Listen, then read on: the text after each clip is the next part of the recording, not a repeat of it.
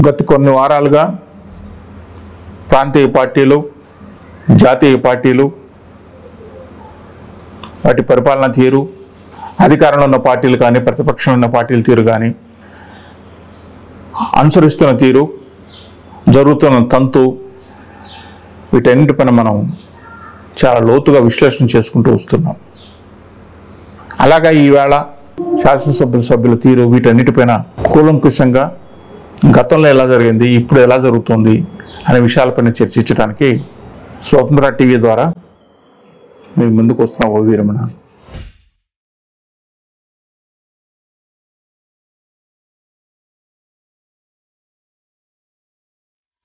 రాష్ట్ర ప్రజల అవసరాల కోసం, రాష్ట్ర అభివృద్ధి కోసం శాసనాలు తయారు చేసే ఒక కర్మాగారం లాంటి ఒక సముదాయం ప్రతి రాష్ట్రంలో శాసనసభ, శాసన మండలి ఉంటాయి. ఒక దేవాలయం లాంటి సంస్థ శాసనసభ.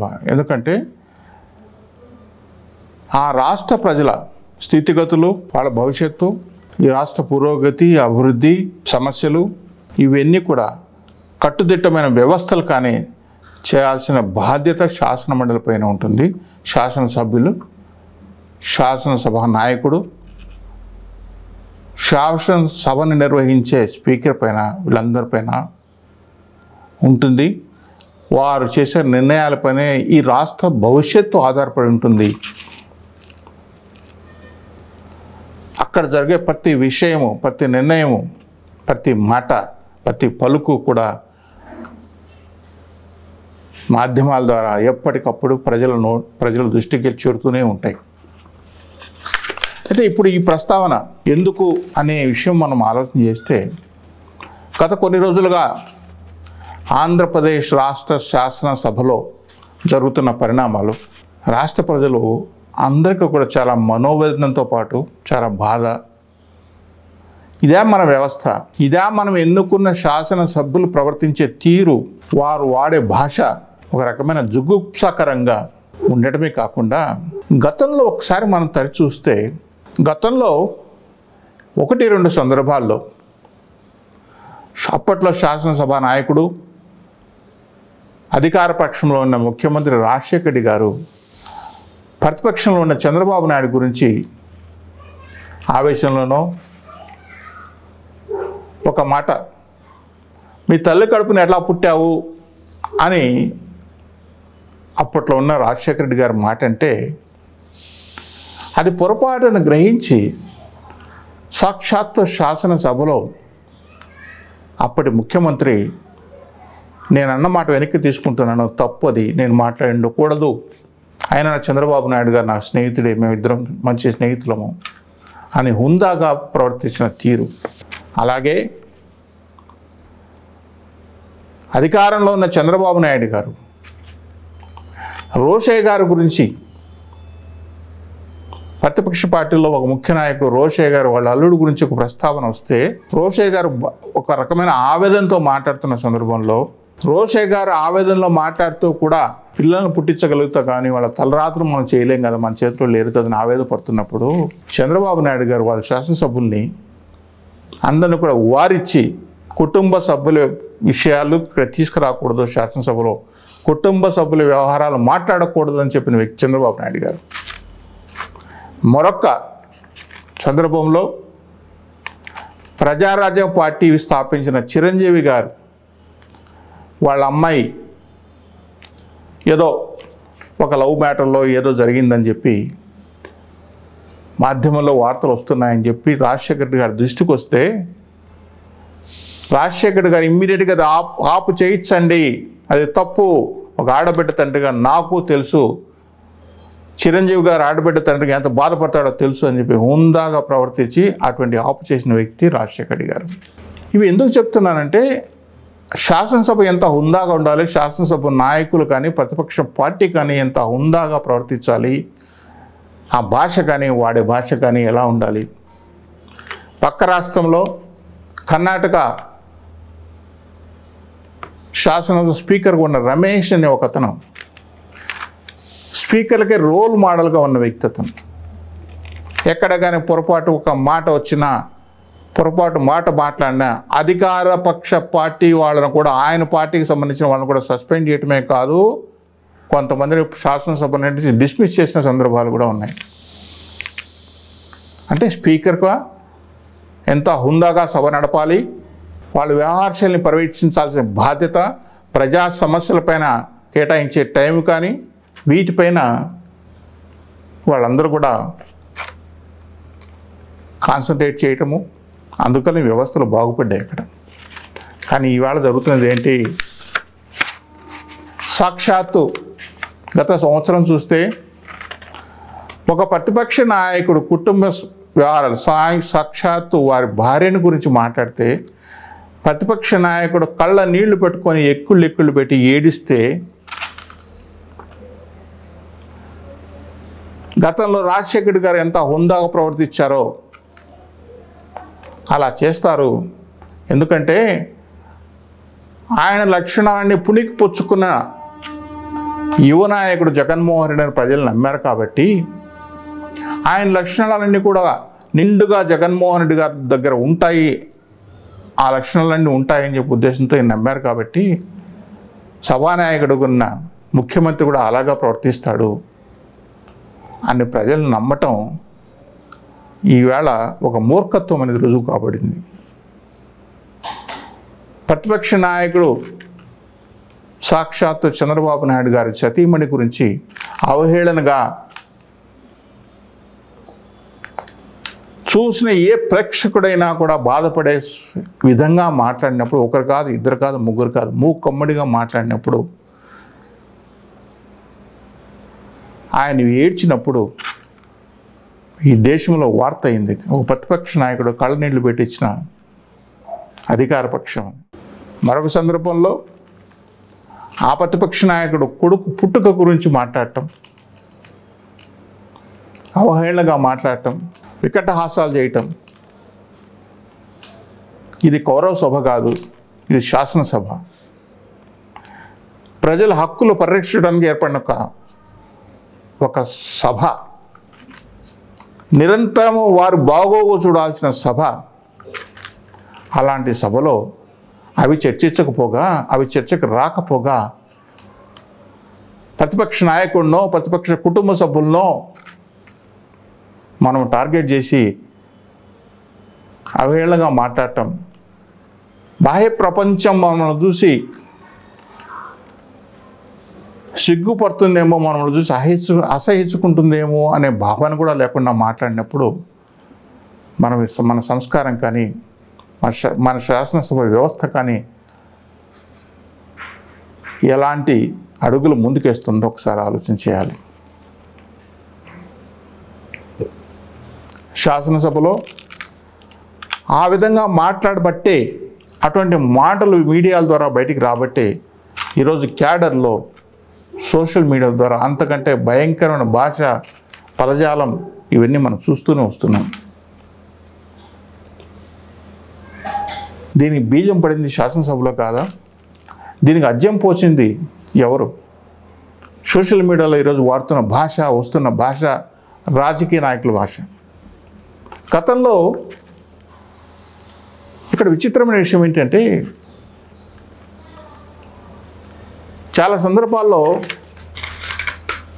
ఇప్పుడున్న శాసనసభ నాయకుడు ముఖ్యమంత్రి జగన్మోహన్ రెడ్డి గారు రాజకీయాలు భ్రష్టు పట్టాయి, రాజకీయాలు విలువలు లేకుండా పోయి అని పాదయాత్రలో ఆయన చెప్పిన సందర్భాలు చాలా ఉన్నాయి. నిజమే, భ్రష్టు పట్టాయి. ఎవరు సార్ భ్రష్టు పట్టించింది? ఈ భ్రష్టు పట్టడానికి కారకులు ఎవరు? ఇంత భ్రష్టు పట్టించాల్సిన అవసరం ఉందా? ఇవాళ మనం అధికారంలో ఉంటాము, రేపు మీరు ప్రతిపక్షంలో రావచ్చు. ఇటువంటి సంఘటనలు మీకు పునరావృతం కావు అని గ్యారంటీ లేదు. కానీ దీన్ని ఒక సంప్రదాయంగా కొనగిద్దామా? ఇవాళ మీరు వాళ్ళని, రేపు వాళ్ళ అధికారంలో కోసం వాళ్ళు మిమ్మల్ని అంటే ఇవన్నీ చూస్తూ ఈ రాష్ట్ర ప్రజలు భరిస్తూ పోవాలన్నా, రాష్ట్ర ప్రజలు చూస్తూ ఉండాలన్నా? ఇది ఎంటర్టైన్మెంట్ ప్రోగ్రాం కాదే. ఇది రాష్ట్ర ప్రయోజనాల కోసం ముడిపడిన ఒక శాసనసభ, చట్టాలు చేయాల్సిన శాసనసభ.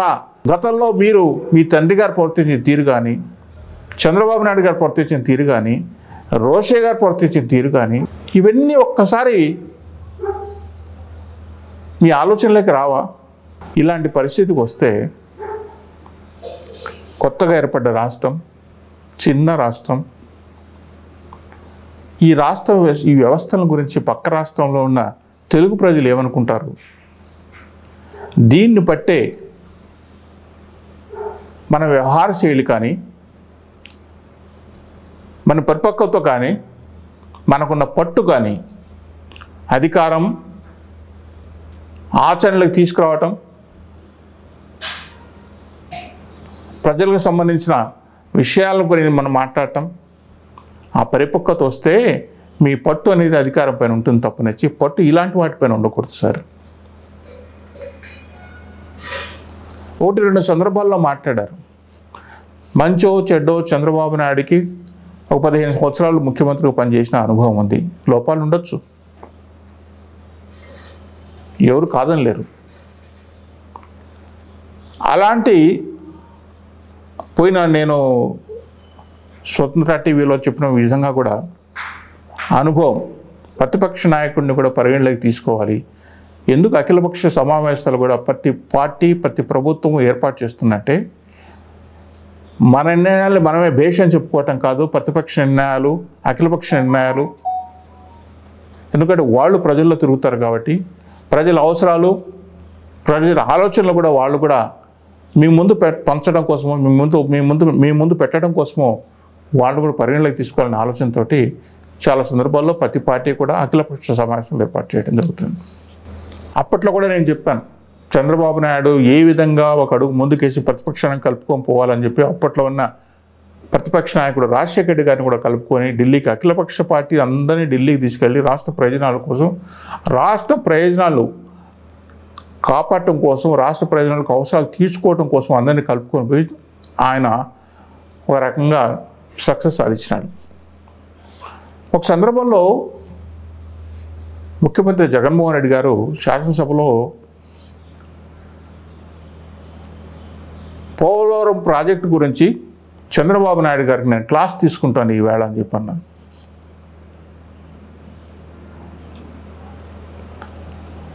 అంటే చంద్రబాబు నాయుడు కంటే నేను చాలా ఈ పర్టికులర్ ప్రాజెక్ట్లో చాలా ఎక్స్పర్ట్ని, చాలా అవగాహన ఉంది, నేను క్లాస్ తీసుకుంటాను అన్నంత మాట చెప్పాడంటే ఆయన చెప్పిన మాట చూస్తే ఏదో అధికారులు ఆయన చెప్పిన ప్రజెంటేషన్, ఆయనకి ఇచ్చిన ప్రజెంటేషనో లేదో ఆయన కొంచెం తెలుసుకున్న విషయాల గురించి ఆయన చెప్పాడు తప్ప గొప్ప విషయాలు ఏం కాదు. చంద్రబాబు నాయుడు ముఖ్యమంత్రిగా ఉన్నప్పుడు ఆ పోలవరం ప్రాజెక్టు ఒక కాంట్రాక్టర్ ఒక్కరోజు రాత్రిలో వేసిన కాంట్రాక్టు ప్రపంచంలో గిన్నిస్ బుక్లోకి వెళ్ళింది అన్న సమాచారం మీరు మర్చిపోతున్నారు. ఆ ఘనత అప్పట్లో ఉన్న అధికారంలో ఉన్న ముఖ్యమంత్రి చంద్రబాబు నాయుడు చేస్తే దాన్ని మించి మీరు చేయాలి, కానీ దాన్ని మించి నేను చేశాను అని చెప్పుకోవడానికి ఈ అసెంబ్లీ వేదిక కావాలి. అలాగే మొన్న ఒక విషయంలో కూడా ఏదో 2-3 విషయాల్లో కూడా నేను చంద్రబాబు నాయుడు గారి కంటే నాకు ఎక్కువ ఆలోచన ఉంది, వారికంటే నాకు ఎక్కువ ఆ విషయాలపైన పట్టు ఉంది అన్న విధంగా మాట్లాడినప్పుడు పట్టు ఆయన చేసిన కంటే మీరు రెట్టింపు చేయాలి సార్. ఎప్పుడైతే మీరు రెట్టింపు చేసి ఏదో ఆయన చేసింది ఇది నేను చేసింది ఇది అనుకున్నప్పుడే ప్రజలు మిమ్మల్ని హర్షిస్తారు. ఎన్నో ఆశలు పెట్టి మిమ్మల్ని తీసుకొచ్చి గెలిపించారు. 151 స్థానాలు మీకు కట్టబెట్టారు. వాటికి ఈవేళ అనుకూలంగా జరుగుతున్నాయా అనేది ఒకసారి మీరు మీ మనస్సాక్షి మీరు సమాధానం చెప్పాలి. మీ శాసనసభ్యులు ప్రవర్తించే తీరు గురించి మీరు ఆలోచన చేయాలి. సాక్షాత్ అసెంబ్లీలో ఇటువంటి పరిణామాలు జరుగుతున్నప్పుడు క్షేత్రస్థాయిలో ఇంక ఎలాంటి పరిస్థితులు ఉంటాయి?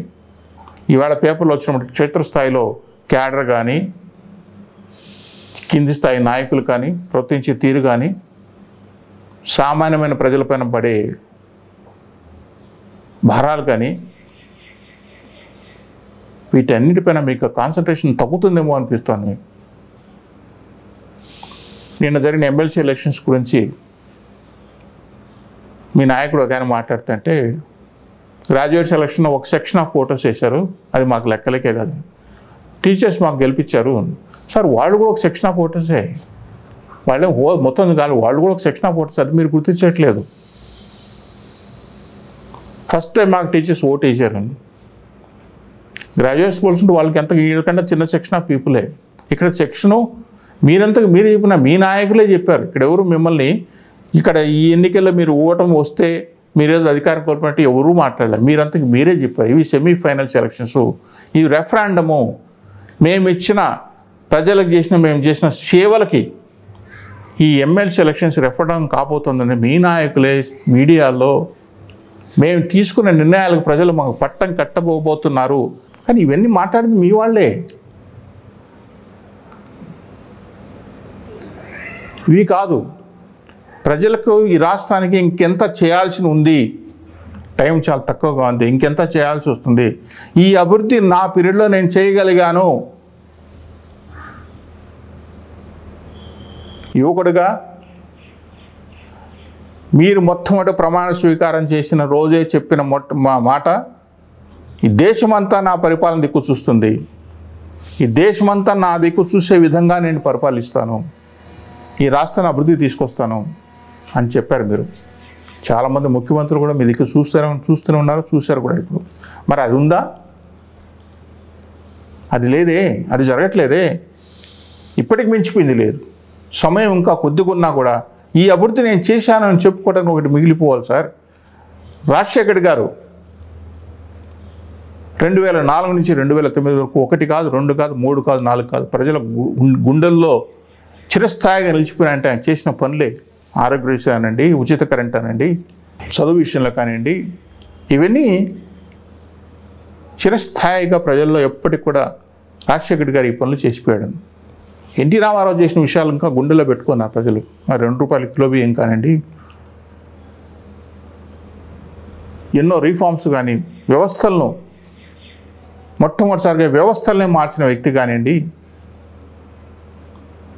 అలాగే చంద్రబాబు నాయుడు హైదరాబాద్లో ఉన్నప్పుడు, కంబైన్డ్ స్టేట్కు ఉన్నప్పుడు ఆ స్టేట్ను సాక్షాత్ చంద్రశేఖర్ రావే మెచ్చుకున్న సందర్భం.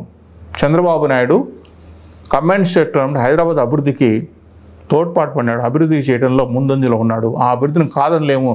కేసీఆర్ కాకుండా కేటీఆర్ కూడా 1 కాదు, 2 కాదు, 3 సందర్భాల్లో ప్రస్తావించిన విషయం. అంటే తన రాష్ట్రం కోసం, రాష్ట్ర అభివృద్ధి కోసం పాటు పడినాడు అనే విషయం వాళ్ళు కూడా గుర్తించారు కదా. ఇవాళ వాళ్ళు అదే రాష్ట్రాన్ని పరిపాలిస్తున్నా ఏమాత్రం భేషజం లేకుండా చేసిన పనిని సాక్షాత్తు అందరి ముందు ఒప్పుకొని చెప్పబడింది. ఈ రాష్ట్రం ఎంతో ముందుకు తీసుకెళ్తాడు అని నమ్మకం పెట్టుకున్న చంద్రబాబు నాయుడు ఫెయిల్ అయిన తర్వాత వచ్చిన ముఖ్యమంత్రి మీరు. కాబట్టి మీ పైన ఎన్ని ఆశలు ఉంటాయి? అంతకంటే రెట్టింపు చేయగలుగుతాడు జగన్మోహన్ రెడ్డి గారి నమ్మకం మీ పైన పెట్టుకోబట్టబట్టి కాబట్టే కదా మీకు ఇంత పర్సంటేజ్ ఓటు, 51%. బహుశా దేశంలోనే ఇంత పర్సంటేజ్ రావటం మీకేనేమో. ఇంత పర్సంటేజ్ మీకు ఇచ్చి ఇన్ని స్థానాల్లో మిమ్మల్ని గెలిపించగలిగి మిమ్మల్ని ముఖ్యమంత్రి స్థానంలో కూర్చోబెడితే అంతకంటే ఎక్కువ చేయగలుగుతాడు వాళ్ళ నాన్నగారి కంటే కూడా. అంటే ఎన్నోసార్లు చెప్తుంటాడు జగన్మోహన్ రెడ్డి గారు చెప్పే విషయం ఏంటంటే, నేను చనిపోయిన తర్వాత కూడా జగన్మోహన్ రెడ్డి గారు మా నాన్నగారి ఫోటో ప్రతి ఇంట్లో ఎట్లా ఉందో నా ఫోటో కూడా ప్రతి ఇంట్లో ఉండాలి, ఇదే నా జీవితాశయం అని చెప్పిన జగన్మోహన్ రెడ్డి గారు మరి ఆ దిశగా అడుగులు పడుతున్నాయా? కొన్ని సంక్షేమ పథకాలు నేను ఇచ్చేది అవి వాటి వల్ల మీ ఫోటో ఇంట్లో పెట్టుకున్నంత విషయం ఆ కుటుంబానికి జరగదు సార్. నేను బటన్ నొక్కుతున్నాను, ఈ బటన్ వల్ల వాళ్ళు ఏదో ప్రయోజకులు అయిపోతారు, వాళ్ళ జీవితాలు మారిపోతాయి, ఈ రాష్ట్రంలోని ప్రజల దిశ దశ అన్నీ ఒకసారి మారిపోతాయని మీరు ఆలోచన చేయటం అది కరెక్ట్ కాదు. మీ నాన్నగారు సాక్షాత్తు ఒప్పుకున్న మాట మళ్ళీ మీకు గతంలో చెప్పినా మళ్ళీ ఒకసారి గుర్తు చేస్తున్నా. సంక్షేమ పథకాలు 1 కాదు, ఇంకా వాళ్ళకి చేయాల్సిన చాలా ఉన్నాయి కాబట్టే అది ఆయన 2009లో గుర్తించాడు. 2004 నుంచి 2009లో చూసిన రాజశేఖర రెడ్డి గారు 2009కి వచ్చేటప్పటికి ఒక్క మాట అన్నాడు ఆయన. బహుశా ఏ దేశంలో ముఖ్యమంత్రి కూడా అంత గట్స్తో మాట్లాడిన వ్యక్తి నేనైతే నా దృష్టిలో నాకు లేడు, ఎవరు మాట్లాడుకుని ఉన్న సందర్భాలు లేదు. ఆయన అన్నాడు ఏంటంటే 2004లో అధికారంలోకి వచ్చాం, క్యాడర్లు లీడర్లు సంపాదించుకున్నా 2009 నుంచి పరిపాలన అంటే ఏందో చూపించాలి, క్లీన్ గవర్నమెంట్ ఏంటో చూపించాలి. అందుకే నేను కంకణ బద్దుండై ఉన్నాను.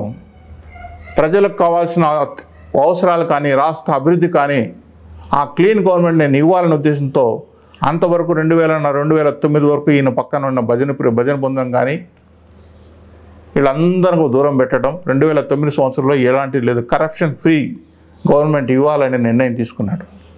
భగవంతుడు చిన్న చూపు చూశాడు. ఈ రాష్ట్ర ప్రజలంతా శోక సముద్రంలో మునిగిపోయారు. అరే ఇటువంటి మంచి వ్యక్తి, మంచి ఆలోచన కలిగిన వ్యక్తి దూరం అయ్యాడే అని చెప్పి కోట్ల మంది ప్రజలు కన్నీటిపరమవుతారు. మరి ఆ లక్షణాలన్నీ పుణికి పుచ్చుకున్న ఆ తండ్రికి బిడ్డగా మీరు ముఖ్యమంత్రి వస్తే అలాంటివి జరుగుతాయని ఊహించారు, అలాంటివి జరగాలని ఎక్స్పెక్ట్ చేశారు. అవి జరగకపోగా ఈరోజు శాసనసభలో జరుగుతున్న మాటలు కానీ మాట్లాడే విధానం కానీ మీకు బహుశా కోపం ఉండొచ్చు ప్రతిపక్ష నాయకుల పైన కానీ, లేకుంటే ఆ పార్టీ పైన కానీ. ఇంకా ఒక అడుగు చెప్పాలంటే ఇప్పుడున్న మాట్లాడుతున్న మతాలు కులాల గురించి కానీ వ్యక్తిగతంగా ఉండొచ్చు, కానీ అది శాసనసభలో మీరెన్ని వ్యక్తపరిస్తే, మీరు అనుకోవాల్సి మీరు చెప్పదలుచుకున్న మాటలని శాసనసభలో వ్యక్తపరిస్తే ప్రజలకు ఏ విధంగా వెళ్తుంది, ప్రజలు దీన్ని ఏ విధంగా తీసుకుంటారు. కాబట్టి ఈ దేశ ప్రజలకు, ఈ రాష్ట్ర అభివృద్ధికి